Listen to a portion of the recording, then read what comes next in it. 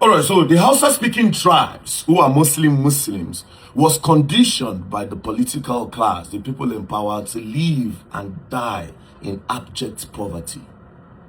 These people have been conditioned, have been structured to live and die in abject poverty. They will never know anything good in their lives. And this is the structure that the people in power have put in place for the longest.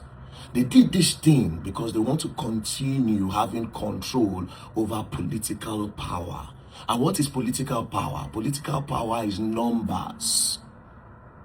And this is why, no matter what they do, they will always get less. You see this very dark man? And more. You see this very dark man, eh? Please, one day today, he will shock the world.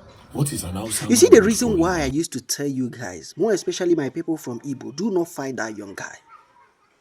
I have examined the life of integrity keepers and true freedom fighters. There is always one thing in common. They love the people they are fighting for more than themselves. They go extra mile making research to find out what is really causing the problem that is going on. Did you notice that in him? This same thing that he is saying was where it reaches. Nigerian government say, no, we must bundle Nnamdi Kanu. He's saying a lot.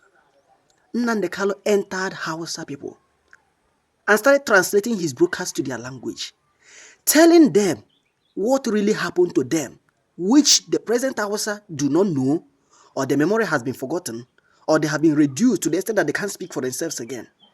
When they were doing Hausa Fulani, we are Hausa Fulani. Fulani from there enters and silence them and try to wipe away their entire generation. And Hausa person is nobody today. Their states are collecting. Everything they got is collecting except the language. Did you remember when Nnamdi Kanu was saying it? When he was saying this, he cited the agreement where the Britain and these Fulani men agreed on what they are doing. That was the reason why the previous video I made this morning, I said the agreement with the bandit, the peace, the deal, not the peace, the deal with the bandit. They had an agreement with these Fulani men. And that agreement has been, binds what is called Nigeria today, which before 1914, there was nothing like Nigerians.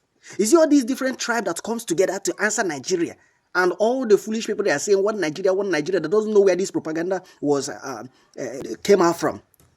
They do not know the content of the document that bind this rubbish they are calling one Nigeria.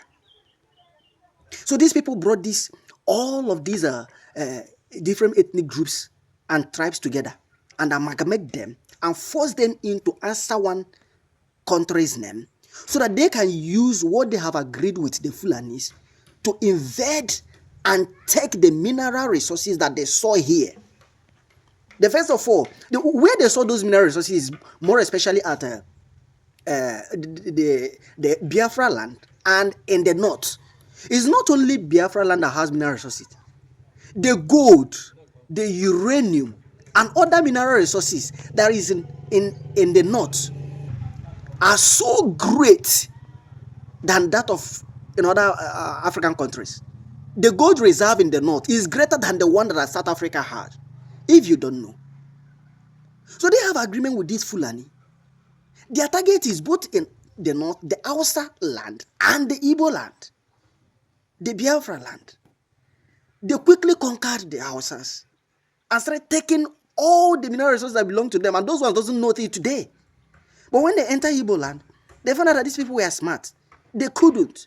Then they came into the decision of amalgamating them, bringing them together, and give them the name of one country called this thing they called Nigeria. Which, if you know the meaning of that name, Nigeria, you will never agree to answer it again. They gave it one name and have a different agreement with the Fulanis so that they will be taking these mineral resources for free to their country. I've said this several times. Until today, these Fulanis and all the people that come into power will enforce the agreement. They will sign again to enforce the agreement into power again. Nnamdi Kanu read and observed all these things. Reaching 90, the agreement was signed in 1914. We're supposed to last for 100 years. Reaching 2014, Nnamdi Kanu said it's over. That agreement is over. Now let's go to different parts. Some who do not understand what he was fighting for, and the reason why it was on 2014, he then stood up that we need to go. Started blaming him. Even the Hausas, he was pitying.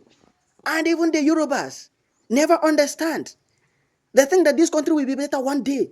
But as long as you are answering that name that your enemies gave to you, which is that Nigeria, as long as you are answering that name, you cannot progress.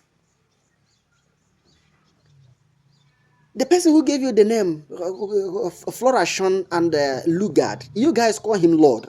I don't know. Well, he is your Lord. He is not my Lord. You guys called him Lord. And that is the reason why he lord over you. So these two persons was your enemies. They came to take war from your land. And they gave you name and you accepted. So it was just like a born again. Yeah. You know, when you were born again, you no longer live for yourself. It's just like Christians, when they become born again, they accept Jesus Christ as their personal Lord and Savior. You understand? So they no longer live for themselves, but for Christ, who have died for them, and things like that. That is the same thing. They gave you name. They rebate you. You became born again by the hands of these two criminals, Flourishon and Lugard. They are criminals. They came with guns. They took what belongs to us by force. So they are armed robbers. And they gave you name. You accepted. Since then, Nigeria never lived for themselves. They are living to serve their colonial masters. And they are using the Fulanis to achieve this aim. The older people in Hausa today know. But all of them were silenced because they cannot talk.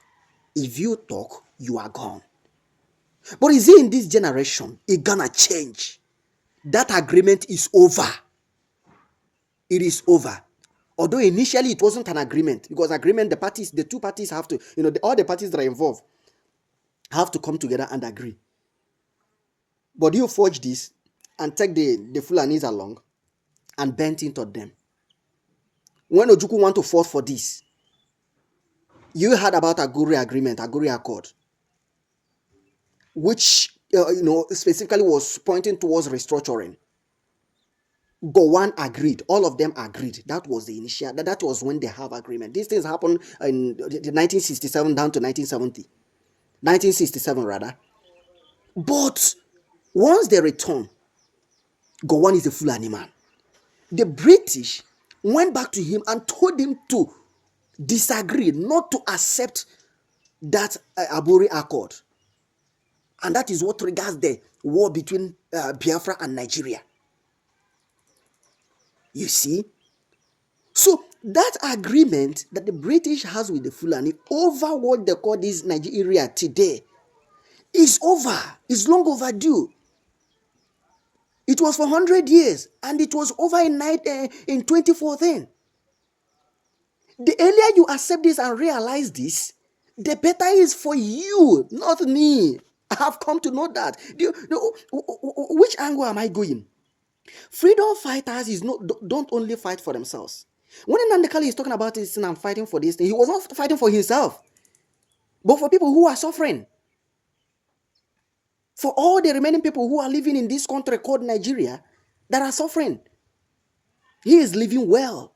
He's a wealthy man. He's a prince. You understand?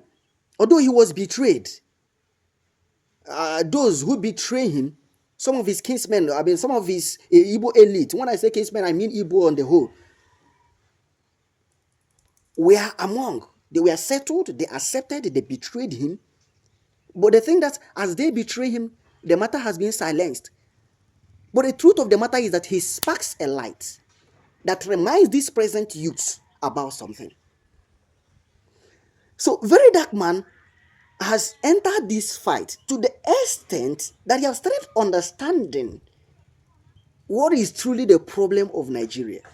When you are an integrity keeper, You see people suffering for what they do not do and what they do not know about.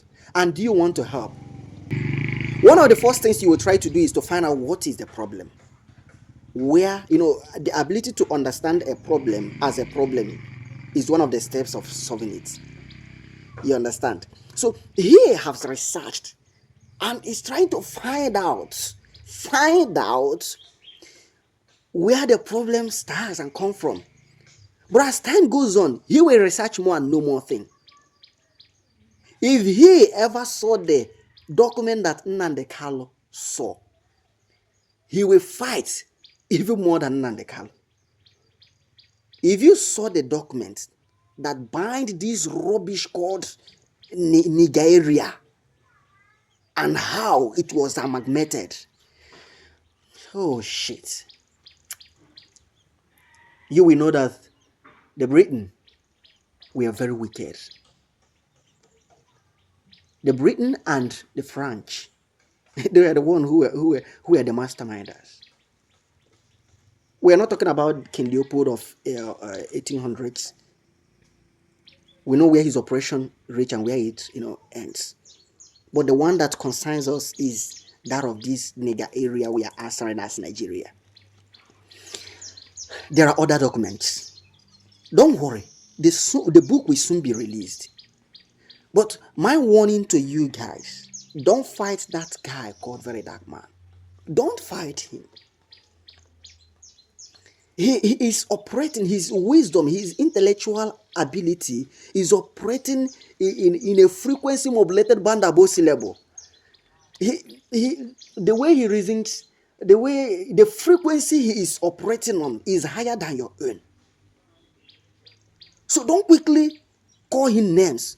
Don't quickly call for his betrayal and arrest. He is the only voice that is now that can save you guys. We have seen people like Sowore.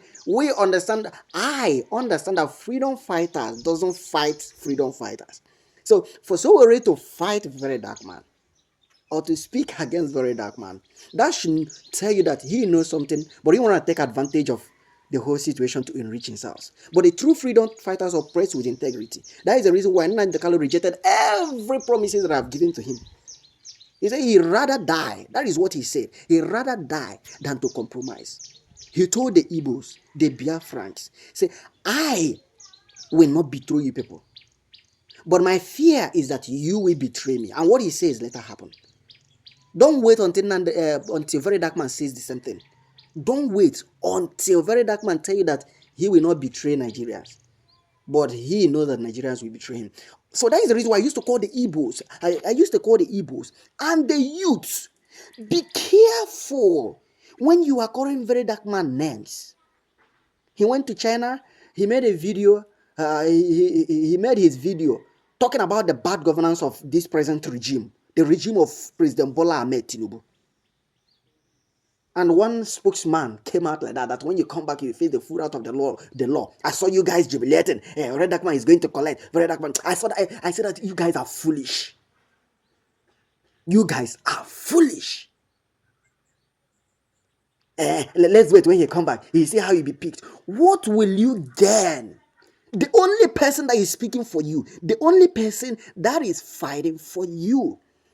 He said that he is fighting for justice. He is fighting for a voice for the voiceless. But that is not what he is doing. He is a freedom fighter.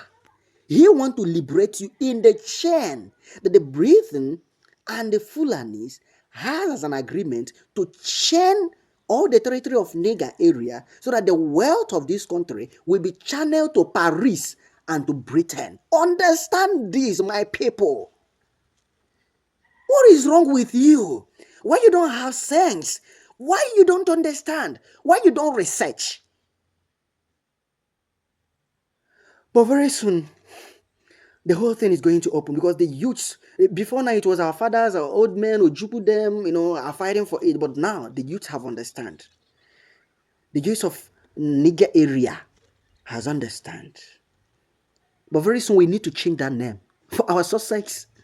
But as long as we answer that name that was given to us by the Britain, we are still serving them. We can't go out from the chain. And that agreement that has ended in 2014 should never be revoked. You understand? It has ended. It has ended. Let's get sense.